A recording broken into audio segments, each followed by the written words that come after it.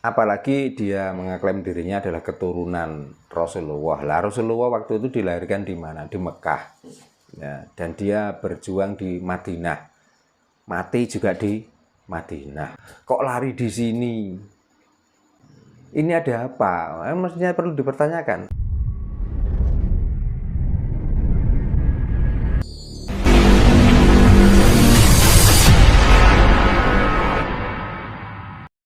Selamat malam Pak Herno, Rahayu. Ya, Rahayu.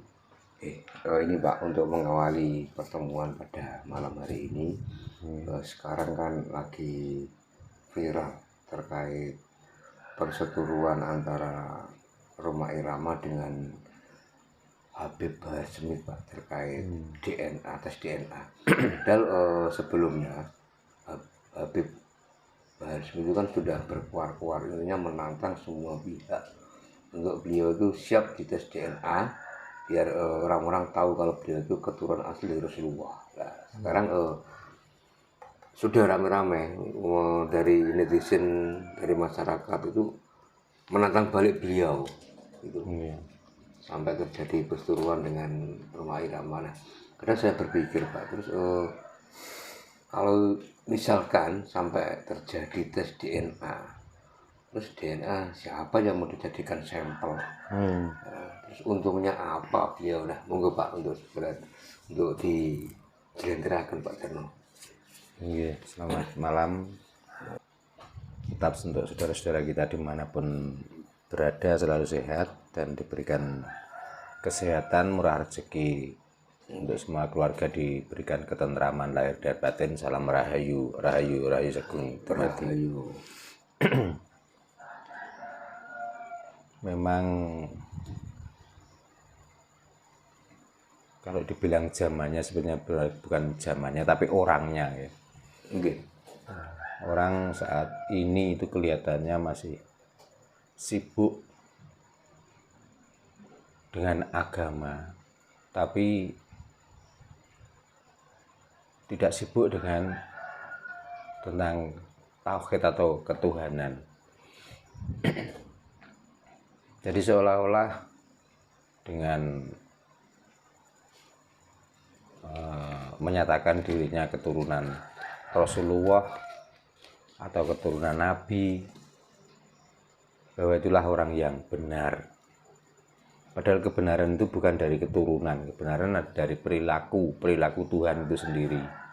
Karena setiap manusia itu sudah bersama Tuhannya masing-masing, bukan bersama keturunannya masing-masing.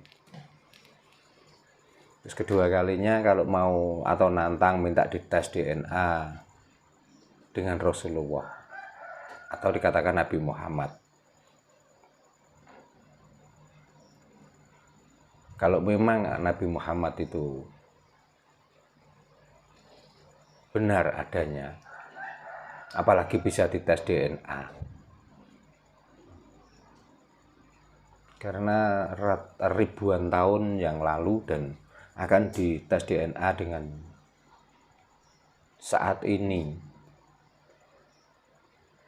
Saya kok yakin pasti ada perubahan genetik dalam setiap keturunan manusia itu. Terus yang berikutnya, seandainya itu benar keturunan Rasulullah, keturunan Nabi, terus mau apa? Itu yang perlu dipertanyakan. Apakah karena dia keturunan Nabi atau Rasulullah itu dia bisa menjamin bahwa negeri ini akan makmur, aman, ataukah dengan keturunan Nabi yang pada akhirnya nanti diiming-imingi surga, dia juga berani menjamin orang yang mengikuti Nabi, orang yang mengikuti keturunannya bisa menjamin memasukkan surga semua. Kalau membicarakan tentang surga dan neraka itu adalah hak prerogatif Allah atau Tuhan. Jadi bukan keturunan atau sosok yang didewa-dewakan itu yang akan menjamin orang itu masuk surga. Keturunan sekalipun kalau perilaku, ucapannya, perbuatannya tidak mencerminkan orang yang ditokohkan, baik tutur bicaranya, sopan santunnya, dan lain sebagainya.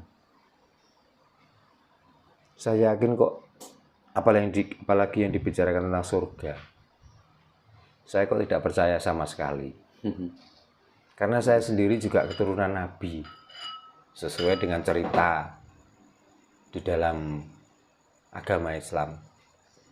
Bahkan bukan turunan Rasulullah, saya bukan turunan Muhammad, tapi saya keturunan Nabi Adam. Jadi jauh ke bawah atau tinggi ke atas Nabi Adam dibanding Nabi Muhammad. Itu pun kalau mau masuk surga, itu harus disesuaikan dengan perilaku atau perbuatannya masing-masing.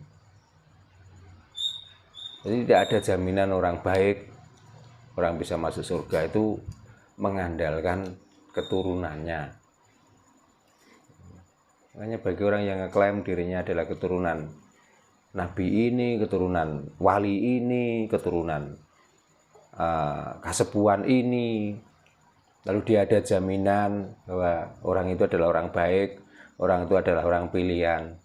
Kalau memang seperti itu, berarti percuma kita tuh menyembah Tuhan yang mempunyai sifat welas asih. Karena kalau hanya mewalasi atau mengasihi orang-orang yang dari keturunan Nabi atau keturunan wali atau keturunan apapun lah namanya. Karena Tuhan tidak pernah membedakan siapa itu orangnya, apapun agamanya, dan apapun bangsanya. Selagi orang itu sudah merasakan dirinya, sudah bersamanya, dan sudah taat dan tunduk atas perintah dan larangan Tuhannya, yaitulah orang-orang yang dicintai oleh Tuhan atau dicintai oleh Allah. Dan itulah orang-orang yang akan mendapatkan kemuliaan di dunia maupun di akhirat.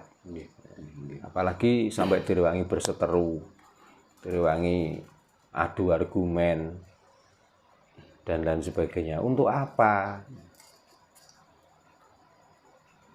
Makanya seandainya alam akhirat yang dinanti-nantikan dan dibicara-bicarakan itu, seandainya surga dan neraka itu bisa mengejawantahkan saat ini, saya pengen tahu nantinya setelah semuanya ke sana, siapa atau orang-orang yang akan mendapat yang dinamakan syafaat itu. Apakah keturunannya, apakah orang yang sering mengucapkan atau sering yang menyanyikan atau yang menyanyikan lagu-lagu yang memuja-muja atau meninggi-ninggikan orang yang dikagumi itu.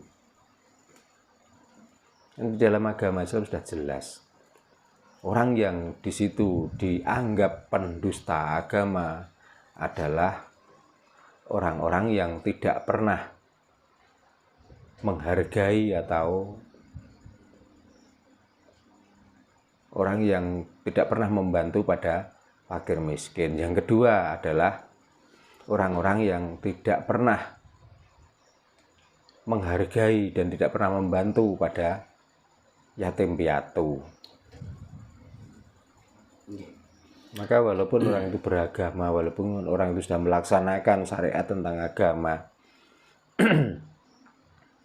ancamannya wawailul lil musholin, maka akan masuk neraka wel orang-orang tersebut.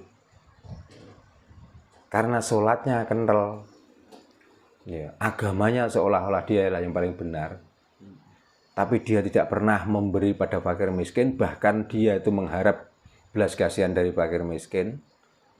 Dia tidak pernah menyantuni anak yatim piatu, tidak pernah menghargai anak yatim piatu, bahkan dia makan pun cari makan dari mengatasnamakan yatim piatu dan lain sebagainya. Maka ancamannya adalah orang-orang tersebut akan masuk neraka well. Gini, padahal kita tahu ya Pak, negara Muslim itu kan bukan di Indonesia juga semua aja gitu. Nah tapi kadang kenapa ya terkait dengan Habib-habib itu justru maraknya itu di negeri kita, sedangkan pemangku-pemangku jabatan yang berkompeten untuk menertibkan bahkan menangani masalah itu justru malah diam. Sedangkan ketika ada salah satu semacam pesantren gitu atau semacam kawero yang tujuannya itu untuk kebenaran, mensiarkan ajaran yang sebenarnya, justru malah dianggap sesat. Nah, sebenarnya kan yang sesat itu yang mana? Nah, gitu loh. Nah ya makanya itu. Apalagi dia mengaklaim dirinya adalah keturunan Rasulullah. Lah Rasulullah waktu itu dilahirkan di mana? Di Mekah. Ya, dan dia berjuang di Madinah. Mati juga di Madinah. Dengan keyakinannya mereka bahwa seorang sosok yang namanya Muhammad itu adalah orang yang benar dan orang yang membawa berkah di alam ini. Kenapa tuh mereka itu sudah dilahirkan di sana, keturunannya di sana, kok lari di sini? Ini ada apa? Mestinya perlu dipertanyakan. Betul. Berarti kalau begitu, ternyata apa yang disampaikan Rasulullah saat itu, yang namanya surga, yang namanya keindahan, yang namanya bumi suci, dan lain sebagainya. Mungkin ya di negara kita itu, di negara Nusantara ini loh mungkin.